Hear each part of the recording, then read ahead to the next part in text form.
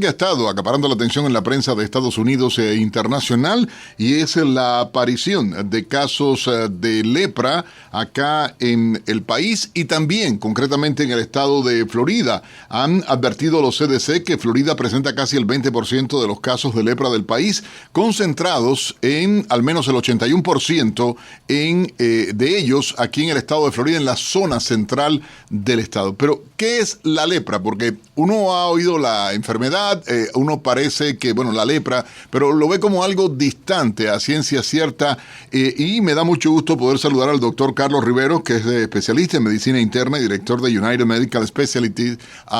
Y la pregunta en cuestión, doctor Riveros, ¿qué es la lepra para muchas personas? Porque lo han podido escuchar, tal vez tienen una percepción de lo que puede ser, sin embargo no saben qué es la enfermedad. Sí, gracias, Nelson. Primero saludarte a ti y a toda tu audiencia. Gracias por la invitación y bueno, es un honor estar aquí con ustedes. La lepra es básicamente una enfermedad que se transmite por una micobacteria, es un germen que entonces significa que es una enfermedad infecciosa. Básicamente no es fácil, para que no haya un pánico, pues no es fácil adquirir la lepra. Realmente hay que tener un contacto muy prolongado con personas que tengan lepra y que no estén siendo tratadas. Y entonces, hay pocos casos en comparación, si comparamos, por ejemplo, con un país como Brasil, que es uno de los países que más lepra tienen en el mundo entero, y tiene una incidencia de lepra muy alta, lo mismo que la India, Indonesia, son los países que más lepra tienen. Aquí hay relativamente pocos casos, pero no deja de llamar la atención y afortunadamente pues tenemos unos servicios de información en cuanto a salud de la CDC que siempre están monitoreando estos casos para hacer estas alertas.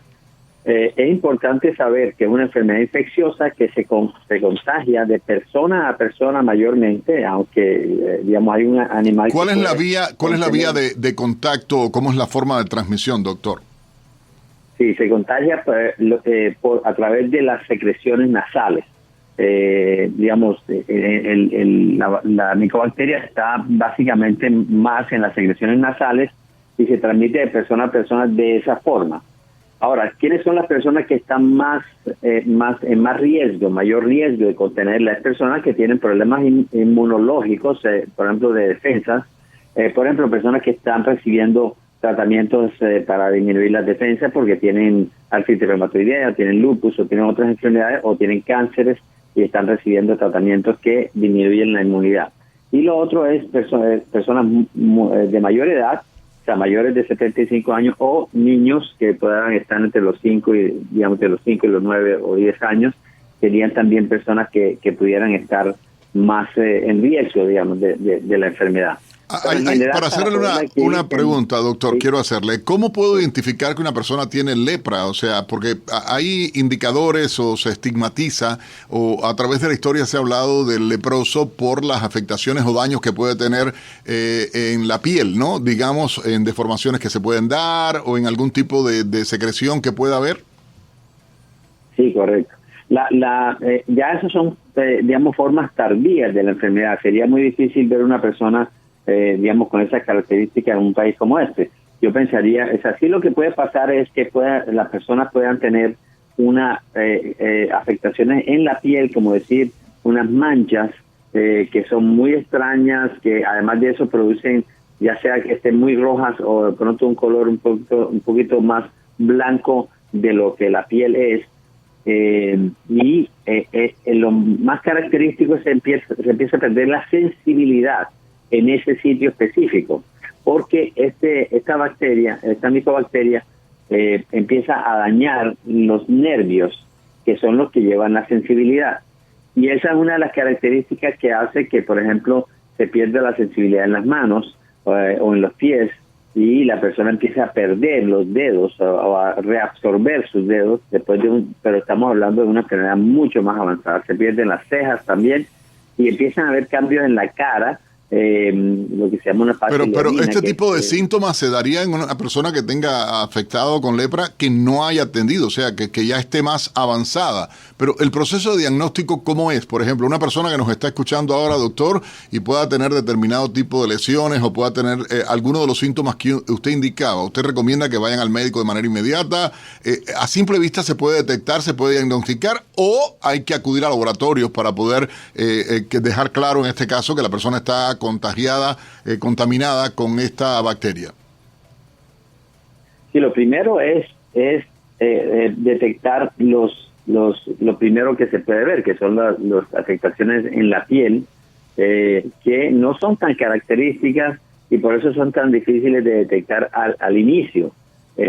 Pero algunas lesiones en la piel que se vean un poco extrañas, como una especie de manchas, que no tienen, en las que no hay sensibilidad, que no se siente esa mancha, se siente dormido, digamos, ese sitio, pues habría que sospecharlo, y con esa sospecha es necesario ir donde su médico o donde un dermatólogo para que seguramente le van a hacer una biopsia para poder detectar la micobacteria en los organismos en un examen específico que se hace para eso. Pero no se detecta solamente con exámenes de laboratorio, por ejemplo, es muy difícil de detectar con exámenes de laboratorio. Doctor, otra pregunta que es grave porque sabe que el tiempo es algo que es oro para nosotros. ¿Es curable la lepra? Totalmente curable, totalmente curable. Lo importante es un diagnóstico a tiempo para poderlo empezar lo más pronto posible. Cuando hay cambios ya, digamos, tardíos, aunque es curable, los cambios van a persistir, digamos, el daño neurológico, etcétera, puede persistir, pero sí es curable. La duración de la enfermedad, doctor, normalmente, ¿cuánto dura la lepra? Una persona que esté infectada, una persona que tenga la enfermedad, ¿cuánto puede durar? Muchos años. O sea, realmente esto es una enfermedad que se vuelve crónica, los cambios van sucediendo muy lentamente. Pero la persona que tiene la enfermedad, al iniciar el tratamiento ya no es contagiosa. Apenas empieza el tratamiento ya no es contagiosa. Entonces, por eso se hace importante la sospecha clínica y el tratamiento. Doctor, la prevención, que yo creo que es algo importantísimo. ¿Cómo prevenir el contagiarse de esta lepra? ¿Cómo prevenir? Y en este caso, ¿qué puede hacer la persona? Correcto. La prevención se vuelve algo parecido a lo que es todas las enfermedades infecciosas.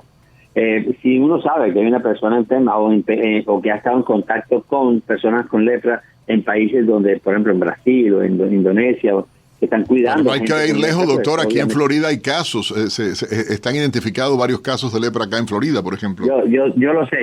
Lo que te quiero decir es que hay personas que viajan a Brasil o a Indonesia o a la India y tienen mucho mayor probabilidad de estar en contacto. Porque hay mayor presencia a nivel poblacional, evidentemente.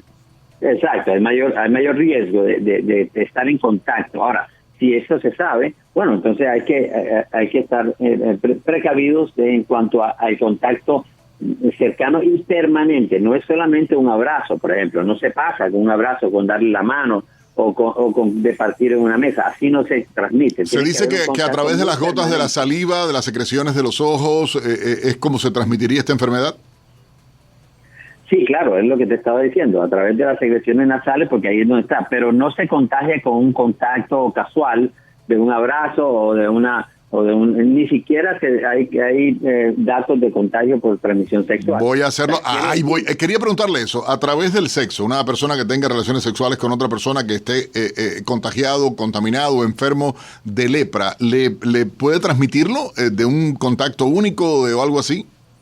No, de un contacto único no, eso no se ha podido demostrar que eso suceda así. Por eso lo más importante es que se transmiten más en personas que están en contacto diario y muy cercano con personas que tengan la micobacteria y que no hayan sido tratados, porque apenas empieza el tratamiento se acaba el contagio. Hay algo que me llama la atención y estaba leyendo, doctor, con relación a esto de la lepra, un poco tratando de buscar información, preparándome para la entrevista, y me llama la atención que uno dice, bueno, para tal enfermedad utilizan este medicamento. Sin embargo, en el caso del tratamiento, leía que ustedes los médicos dicen que es un esquema terapéutico vamos a decirlo así, direccional o en el esquema de politerapia, o sea, porque utilizan varios medicamentos al mismo tiempo para el tratamiento. ¿Por qué? Sí, hay que recordar que, por ejemplo, para la tuberculosis, que es otra micobacteria también, hay que usar varios antibióticos porque son gérmenes que son resistentes si se les trata con un solo medicamento. Entonces se les ataca con varios para que no tengan la oportunidad de sobrevivir al tratamiento. Y además de eso se trata por un tiempo largo. La lepra se trata por cerca de 6 meses, lo que pasa también con la tuberculosis, por ejemplo. Doctor, quiero agradecerle enormemente su participación con nosotros acá en el programa. Es el doctor Carlos Riveros, especialista en medicina interna, director de United Medical Specialty. Y esto me da gusto, ¿no? Porque tratar de escuchar, y yo creo que lo más importante no es alarmarse, sino informarse.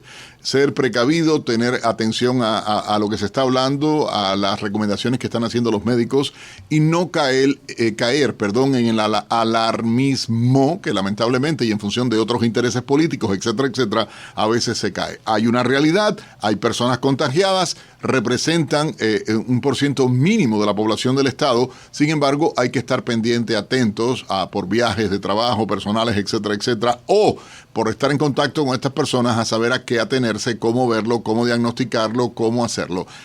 Para estar bien informado, te invitamos a escuchar América Radio 1260 AM Miami, la voz del exilio.